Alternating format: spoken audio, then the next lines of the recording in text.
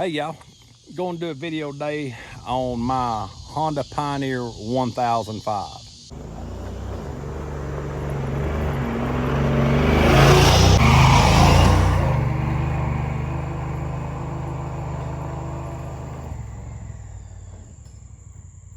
I get a lot of people asking, well, why did you choose the Pioneer with the Razor Craze and the Polaris and the Rhinos and all that stuff? Well, just to give you a little history on, I guess, me, I've always owned Hondas, and it's not that I know it's well, you've only owned Honda, that's all you know. No, I've worked on a ton of four-wheelers, Kawasaki's, Yamahas, mainly Kawasaki's and Suzuki's I've worked on more than I have anything. I mean, my own Honda 300 that I've had since it's a 1989 model, I put 2 sets of tires on it, a set of brakes, 1 starter, and I think 3 batteries. It's still sitting over there in the shed. So, yeah, all of it can have problems, and you have a lemon every now and then. But when it come to making a purchase on a big machine, I knew that I was down to Polaris, Yamaha, Honda, maybe Can-Am. I wasn't really wanting a Razor, nothing against Razors. There's a lot of guys out there that's got Razors. They're perfect for what they're built for, but for me hunting, I need the bed. I don't want to lift the deer up 8 foot to put it in the bed. I want to be able to put it in the bed and haul it, or put it on the carryall. So like I said, for me growing up, I was raised on a ATC 70, Honda 70, moved up to a 110, had a 110 for years, then moved to a 250 SX, and then ended up with a 4-wheeler, 89 model 4-wheeler, Honda 4Trax 300 4-wheel drive. But when I went and looked at these, of course, I'm a sportsman. I hunt. I love to hunt. It's my passion. That's what my channel's mainly about. But I went and looked at the Hondas. I rode a lot of them. I really like the Yamaha. I really like the Polarises. But Honda, hands down, the reliability, they're built to last. And that's why I got it. Now, the pros of it, the camo. People say that they're ugly, the rack's too tall, or the roof's too tall. People are cutting them down. Totally understand that. It's easier getting in close trader when you cut them down. But for what I do, I don't need to cut the roof. It's fine with me. Seating 5 people. I have 5 kids. My wife goes everywhere. The girls, I can seat me and my 3 girls, or 3 of my kids up front with the other 2 in the back. So, number 1, it's a Honda.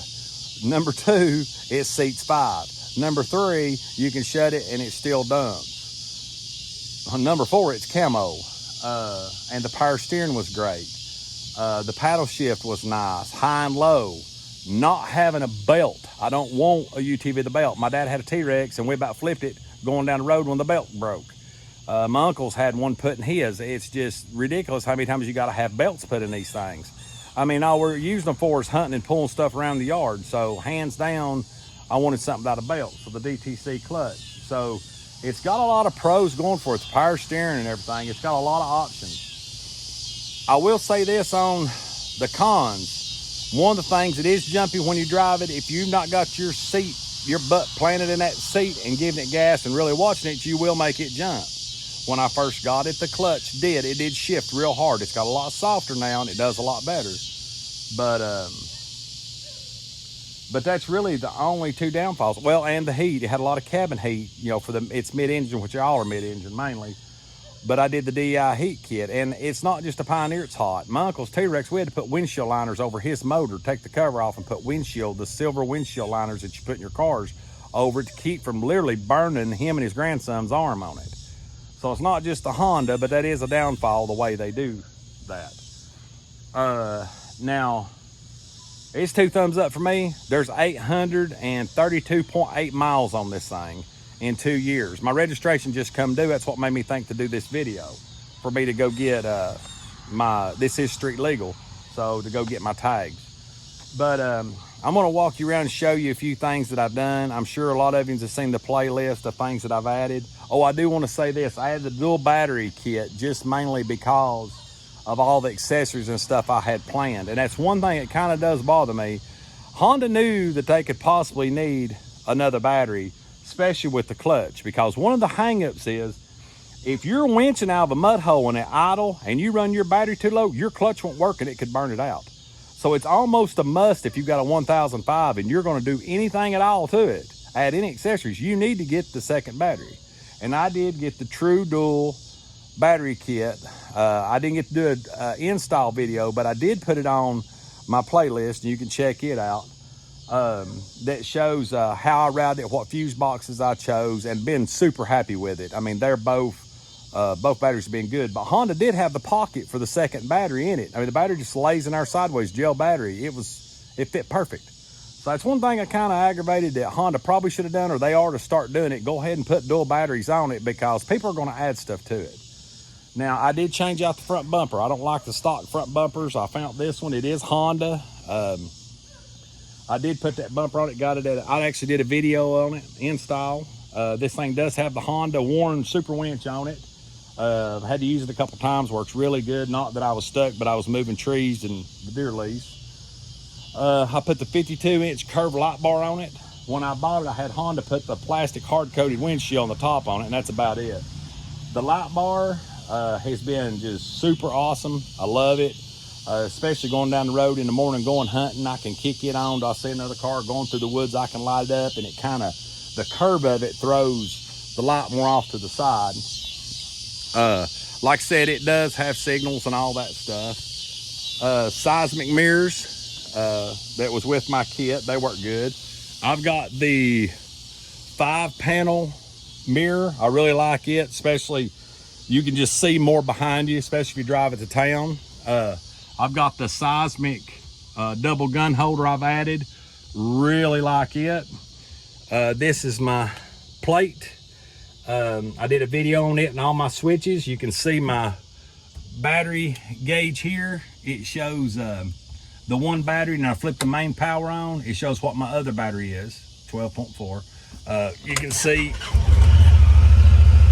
they go up once it's been cranked. Charging good, alternates back and forth. Got the Boss stereo, that's my switch panel. Got my deer lights for the front, so it got a little deer head on it. You can see it lights up blue. I got my Sasquatch lights, that's the ones on the side. Then I got my rear light for loading deer. If we got a deer we need to load. I actually got this light, it says interior light, but it's actually my main power light, and I've got my radio hooked up to it, as you can see. This in here is a USB for charging our phones when we're out in the woods or whatever.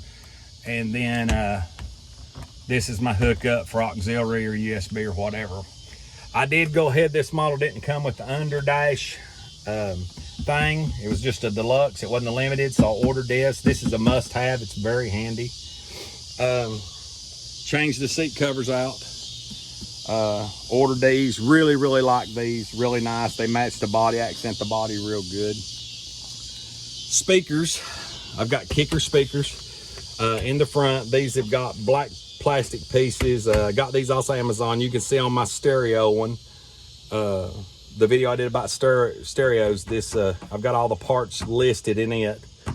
Did the cabin split, the back window. I run it up in the summer, roll it down in the winter, kind of keep the heat in the cab.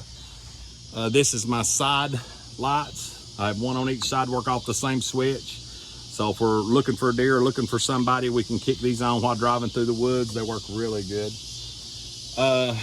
This is my Boss speakers here on the back. They actually have kicker inner speakers. By the way, Boss is really good speaker. It just cracked and popped a lot. And the kickers have done so good. I ordered 4.5 inch kickers. They fit in these canisters perfect.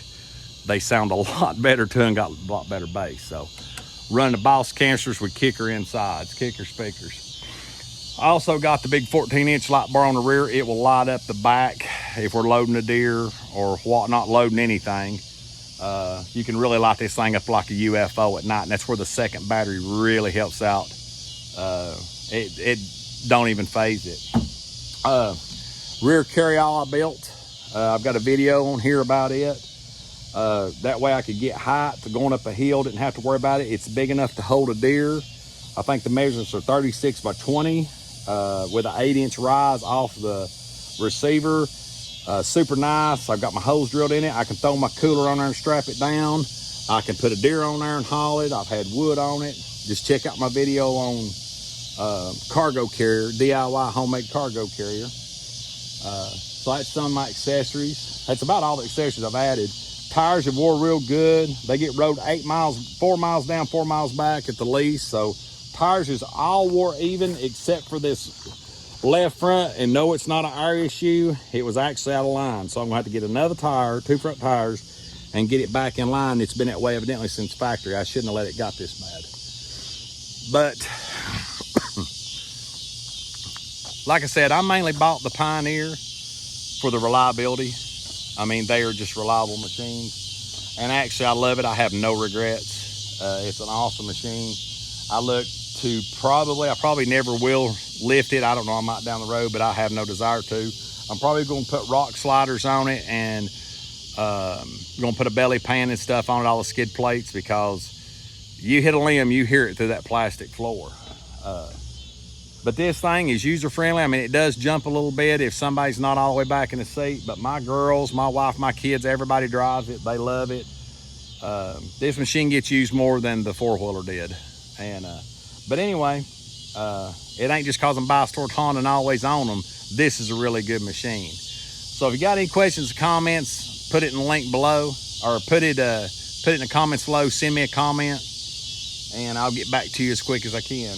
I hope this helped you in the decision of buying one. If you've seen one of these accessories that was on this machine that you're interested in, please go and look at the playlist in front of this. I'll put this to the playlist. If it's radios, lights, whatever, true door battery system, check it out. You got any questions, shoot me a comment. But if you like what we're doing, please subscribe and like. And as always, we'll catch you next time. God bless. See you.